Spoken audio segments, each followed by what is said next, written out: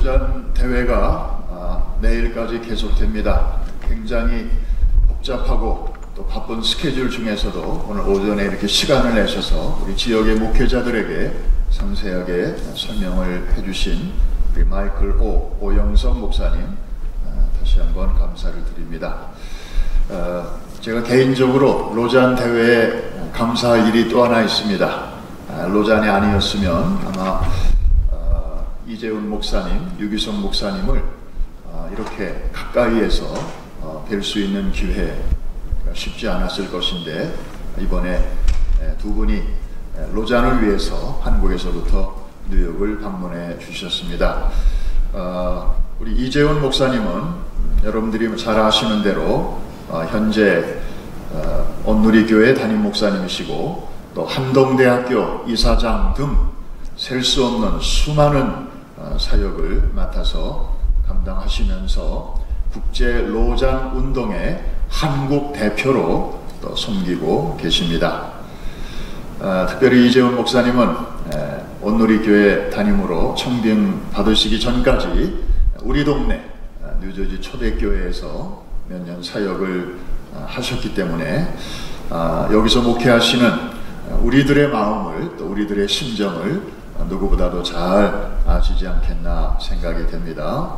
우리 고향에 오래간만에 찾아오신 이재훈 목사님 나오셔서 이제 로잔 운동과 한국교회 또 우리 한인교회 어떤 의미가 있는지 또 말씀해 주시겠습니다. 우리 박수로 맞이해 주시기 바랍니다.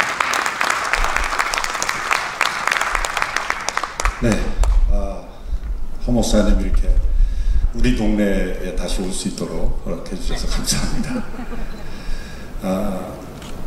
저는 온누리교회 담임 목회자로서 이 로잔 운동에 한국 로잔에 참여하게 되면서 많은 것을 배웠습니다.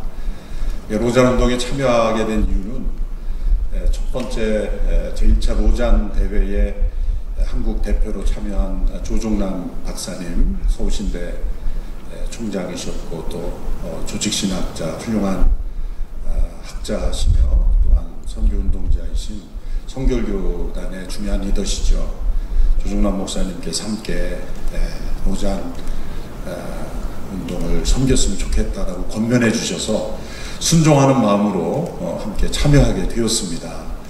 참여하게 되면서 지역교회 목회자들의 참여가 저조한 상황 속에서 제가 이렇게 떠밀리다시피 해서 한국 로잔위원회 의장으로 섬기게 되었는데 처음에는 하나의 사역 혹은 부담으로 여겼지만 시간이 흘러갈수록 여러 로잔 문서들과 또 여러 모임을 통해서 제 자신이 성장하고 또 온누리교회의 목회와 선교적 방향을 정립하는 데 결정적인 도움을 주고 있다는 것을 생각하게 될 때 제가 로잔 운동을 사랑하게 되고 또 함께 참여하게 된 것을 기쁘게 생각하게 되었습니다.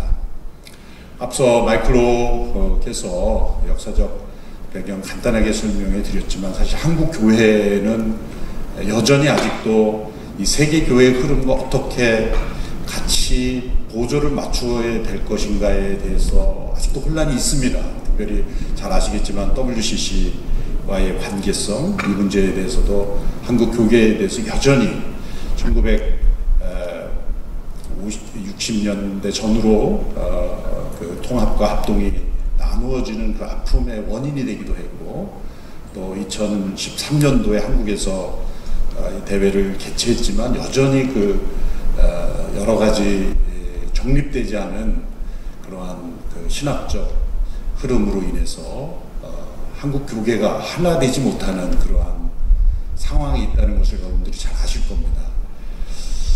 그래서 1948년도에 공식적으로 출범한 WCC의 349개 교단일 겁니다.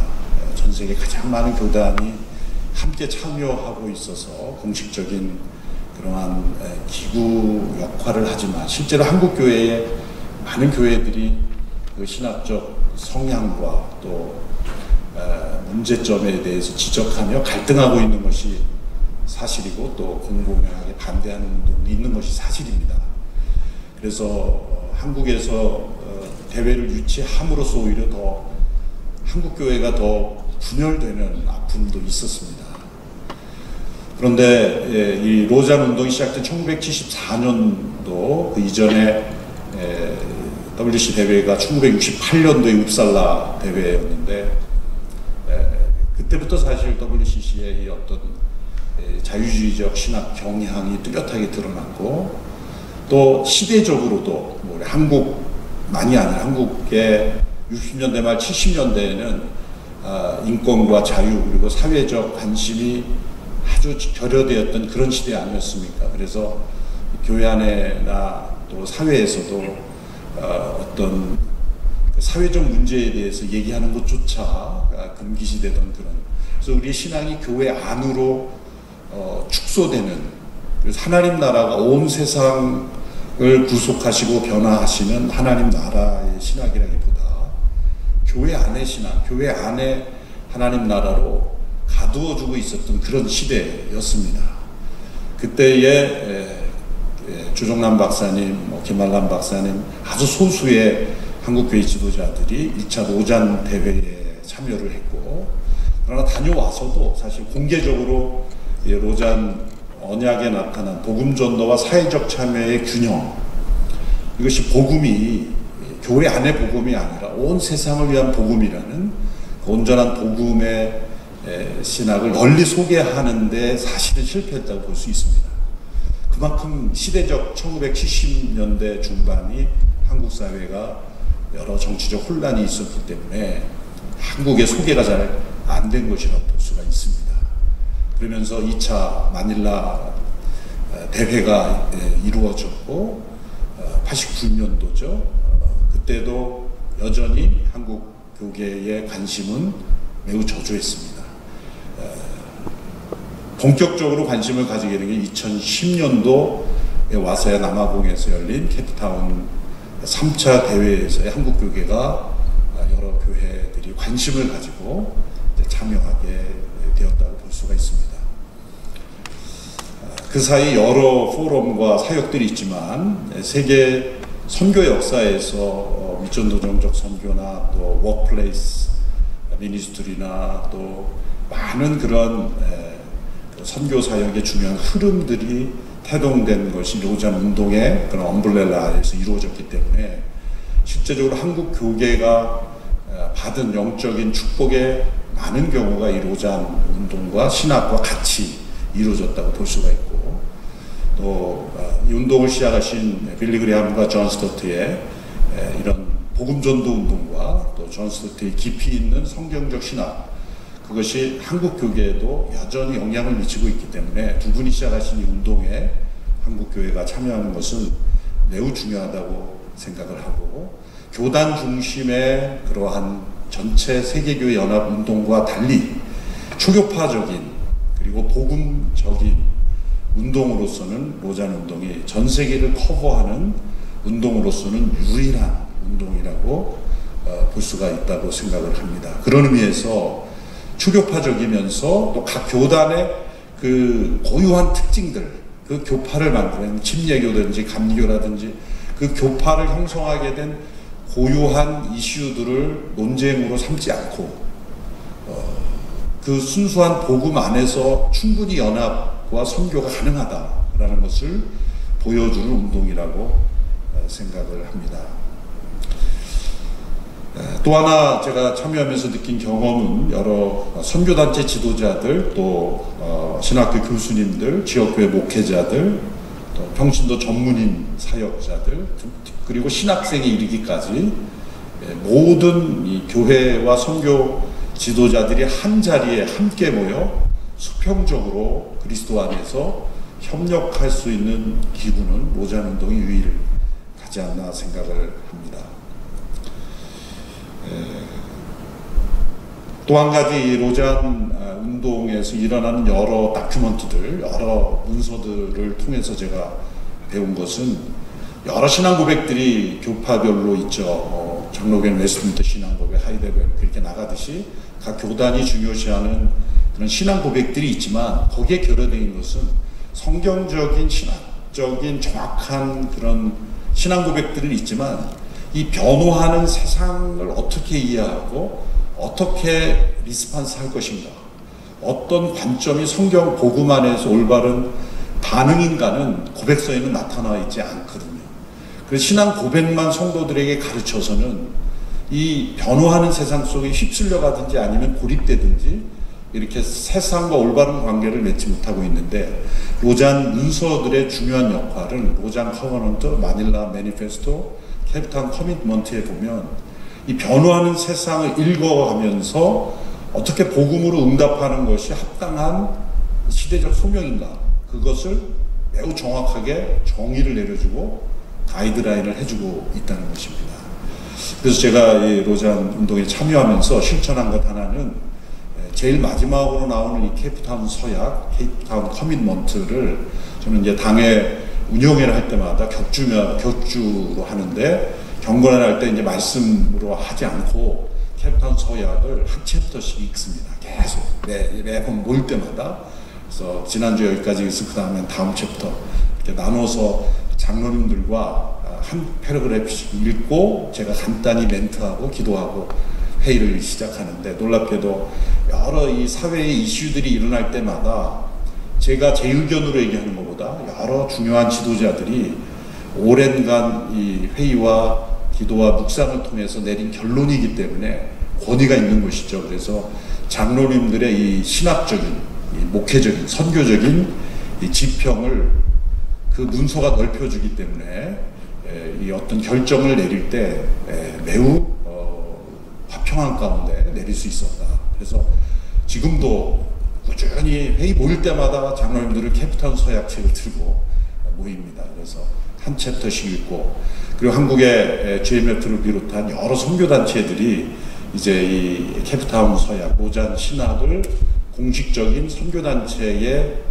신앙 고백과 또한 행동서약, 신학적 가이드라인으로 채택하는 단체들이 많아지고 있습니다. 그만큼 많은 그런 문제들을 해결할 수 있는 중요한 문서들이다. 그리고 지금도 로잔 어널리시스 그 문서들, 여러 가지 시대적인 상황에 대한 문서들은 우리 시대 문제들에 대해서 아주 성경적인 아티클이 공식 채택의 문제는 아니지만 여러 다양한 그 로잔 오케이저널 어널리시스라고 하죠. 그 LOA라는 문서들을 보면 이 시대의 문제들을 어떻게 복음적으로 응답할 것이고 선교적으로 할 것인가에 대한 매우 중요한 인사이트들이 있습니다. 그래서 이 문서들만 가지고도 사실은 뭐 학위 논문을 쓸 수 있을 정도로, 그래서 한국 로잔위에서는 이 로잔 오케이저널 페이퍼죠, LOP죠. 그 문서들을 이제 정리해서 번역해서 웹사이트에 올리고 정리하는 작업을 지금 하고 있습니다. 그래서 마지막으로 말씀드리는 것은, 이제 로잔 50주년을 맞이하는 2024년도 서울, 구체적으로 말하자면 송도에서 열립니다. 송도 컨벤션 센터에서 열리는데, 저희 한국에서 열리지만 아시아 교회가 함께 코호스팅하는 그런 형식으로 준비를 하고 있습니다. 이렇게 하게 된 이유는 한국 교회가 크고 또 재정이 있고 사람들이 많기 때문에 우리가 했다라는 게 아니라, 아시아 교회, 어떻게 보면 한국 교회보다 연약한 교회들과 동등하게 하면서 촉매제, 캐럴리스트의 역할을, 섬기는 역할을 하기를 원한다는 의지였고, 아시아 교회들이 여기에 함께 기꺼이 동의해 주었고, 지금 아시아 교회들이 기쁨으로 함께 하고 있습니다. 그래서 아시아 교회가 하나 되고 한국 교회가 캐럴리스트의 역할을 하는 그런 대회가 되기를 원한다 라는 그 비전을 가지고, 또 국제본부가 이것을 승인해 줘서 준비를 하고 있습니다. 저는 2024년도에 한국교회가 이 섬김으로써 한국교회가 건강해져야 된다. 어떤 대회를 섬기고 나서 그 후유증과 그 여파가 분열이나 논란이나 어떤 문제가 생긴다는 것은 잘못 섬긴 것이다. 그래서 우리가 이런 큰 대회를 유치함으로써 후유증이 남는 대회가 아니라 한국교회가 복음 안에서 더 건강해지고 또 하나가 되고 또 교파를 초월하여 우리가 세계 선교에 어떻게 연합할 것인가, 본질적인 그러한 각성을 하는 계기가 되면 좋겠다는 생각이고, 이를 위해서 여러 한국교회가 지금 유기성 목사님과 제가 코로나 기간이었지만 한국교회 로잔 목회자 대회를 2차례 이미 열었습니다. 코로나 때문에 다 못 모인데도 어떻게든 모였습니다. 그래서 처음에는 50명, 두 번째는 100명. 이제 올해는 더 많이 모이겠죠. 건강한 지역교회 40, 50대 목회자들이 100여 교회가 지금 하나 되어 움직이고 있고, 이래 또 유기성 목사님의 영적 리더십이 크게 우산이 되고 있습니다. 그래서 한국교회가 초교파적으로 모든 교단이 다 들어와 있습니다. 그러나 복음 안에서 초교파적 연합이 가능하다. 이 연합은 정치적인 연합이 아니라 복음 안에서의 진정한 선교적 연합이다라는 것을 우리가 체험하고 있습니다. 바라기는 미주 한인 교회들도 이 로잔 운동의 엄블레라 안에서 어떤 위치나 타이틀이 아닌 복음 안에서 연합하고, 특별히 교회가 선교적으로 변화되는 아주 중요한 내용들을 가지고 있기 때문에 2024년도에 미주 한인교회에 많은 청년들이 한국으로 아웃리치를 오고 거기에 자원봉사로 참여하고 또 다양한 모습으로 연합할 수 있는 계기가 되면 좋겠다라는 생각을 합니다. 그래서 저는 개인적으로도 그렇고 저희 온누리교회 장로님들에게 제가 이 로잔 문서로 계속 교육이 아니라 함께 읽어나가게 되니까 지금은 저보다도 더 이 로잔 운동을 사랑하고, 이 4차 대회를 섬기게 될 때 사실은 저는 그동안 몇 년 의장을 해왔고 좀 이제는 좀 빠지고 싶었어요. 뒤로 빠져서 이제 다른 분이 좀 하기를 원했는데 장로님들이 이렇게 비겁하게 빠지시려고 그러냐. 그래서 알겠습니다. 그리고 순종하는 마음으로 그래서 이런 운동에 참여하는 것을 기쁘게 축복하는 그런 상황이 되었습니다. 저희 온누리교회가 4차 대회를 열심히 섬기지만 저희 교회 이름이 나오지 않기를 바라고, 우리 교회도 한국교회 한 캐럴리스트로서 섬기는 역할을 하게 되기를 바랍니다.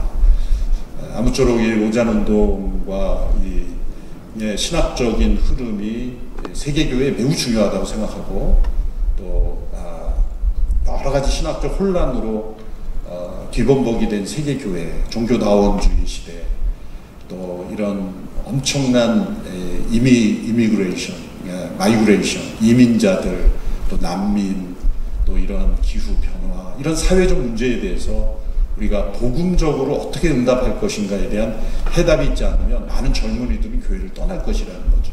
그래서 우리 신앙 고백만을 가르쳐서는 젊은이들을 교회에 변화시킬 수 없다. 그들이 세상 속에서 부딪히는 문제에 대하여 우리가 복음적으로 응답할 수 있도록 훈련시켜줘야 된다. 그 해답은 로잔 문서들에게서밖에 찾아볼 수 없었다. 저는 그렇게 해서 이 운동에 참여하는 것이 매우 지역교회 목회자들에게 중요하다. 이것은 선교사님들의 운동이 아니라 지역교회 목회자들에게 훨씬 더 중요하고, 지금까지 이 엄블렐라 아래에서 많은 운동이 일어난 것처럼 앞으로도 이런 선교교회 목회 갱신 운동이 여기서 일어날 것이라고 생각을 하게 됩니다.